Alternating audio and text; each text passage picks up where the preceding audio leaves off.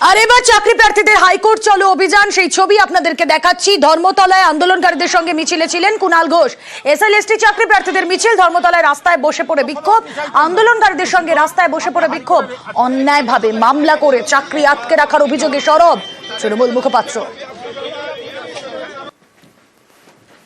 কে CPM এ কে বিজেপিতে চলে যাবে আর জেনুইন ছেলে মেয়েদের চাকরিটা খেয়ে দিয়ে চলে যাবে, এটা তো স্যার হতে পারে না। আপনার বাড়ির লোক হলেও আপনি চাইতেন না। তো সুতরাং আপনি হাইকোর্টে আচ্ছা এবার ডেট দিয়েছে আবার 1 মাস বাদে।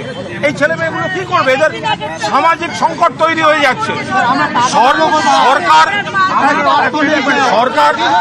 সরকার এদের নিয়োগপত্র দিয়ে দিয়েছে, এরা জেনুইন। তো সেই জায়গায় ফয়সালাটা করে দিন মামলাটা উনি এক দিন এক একটা যুক্তিতে উনি পিছিয়ে যাচ্ছেন। ওনারা চিফ জাস্টিসের প্রধান বিচারপতি স্যার একটা হস্তক্ষেপ চান। যেহেতু মূল দাবিটা হচ্ছে এসএলএসটি, ওয়ার্ক এডুকেশন, ফিজিক্যাল এডুকেশনের এই যোগ্য প্রার্থী যাদের রাজ্য সরকার মাননীয় মুখ্যমন্ত্রী নিয়োগপত্র দিয়েছেন, রেকমেন্ডেশন লেটার চলে গেছে, স্কুল অ্যালট হয়ে গেছে, তারপরে বিকাশবাবুরা একটা অন্যায় মামলা করে আটকে রেখেছেন এবং বিশ্বজিৎ বাসু মাননীয় বিচারপতি তারিখ পে তারিখ করে এদের লাইফ হেল করে দিচ্ছেন।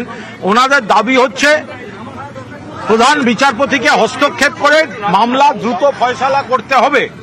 আমি পুলিশকে অনুরোধ করেছি অবিলম্বে হাইকোর্টের সঙ্গে যোগাযোগ করতে। হাইকোর্টের কারা কখন কিভাবে ওনাদের প্রতিনিধিদের সঙ্গে কথা বলবেন, আমরা অবিলম্বে একটা দ্রুত তারিখ চাই।